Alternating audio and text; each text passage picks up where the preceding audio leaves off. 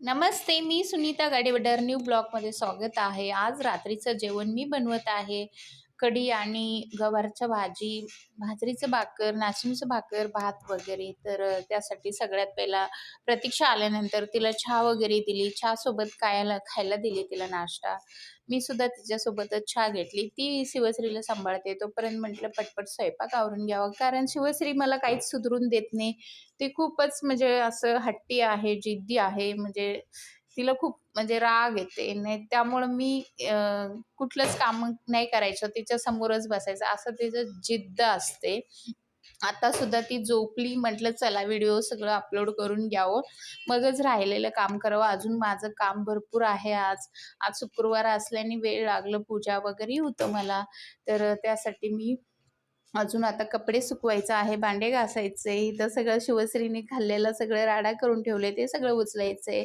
मग असं सगळं माझा दिवस जाते. भाजी बनवली होती मस्त, मग कढी बनवली, भात बनवली, 2 प्रकारच्या भाकरी केली. नाचणीचं भाकरी मला आणि प्रतीक्षाला करते मी. नाचणी खाल्लेलं आपल्या सगळ्यांनाच खूप फायदेशीर असते हाडांसाठी. आणि ह्यांनी खात नाही नाचणी म्हणून ह्यांच्यासाठी मी बाजरीचं भाकरी केलती, भातसुद्धा केलती शिवश्रीला भरवण्यासाठी. तसंच आम्हाला सुद्धा थोडंफार होईल म्हणून.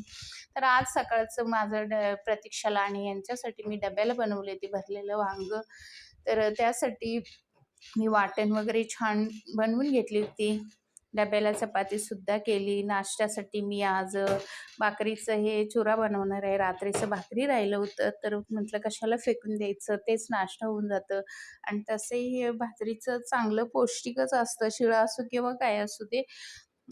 त्यामुळं मी छान असं मस्त नाश्ता बनवून घेतली. मला पण गोळे वगैरे घ्यायचं होतं, म्हणून नाश्ता पण करून घेतली. मी नाश्ता झाल्यानंतरच मी व्हिडिओ अपलोड करत होती. छान खमंग ते गरम वगैरे करून घेतली मस्तपैकी. त्याच्यासोबत दही, रात्रीचं राहिलेलं कढी पण घेतली मी त्याच्यासोबत खायला. कढी शिळं असलं की अजून छान लागतं. मस्त असं थोडंसं वांगं घेतली, मस्त नाश्ता करत होती आणि शिवश्रीला सुद्धा दिली होती. तिला स्वतःच्या हातानं कधी दिलेलं म्हणजे दिवसातून एकदा का होईना तिला स्वतःच्या हाताने मी जेवण देत असते.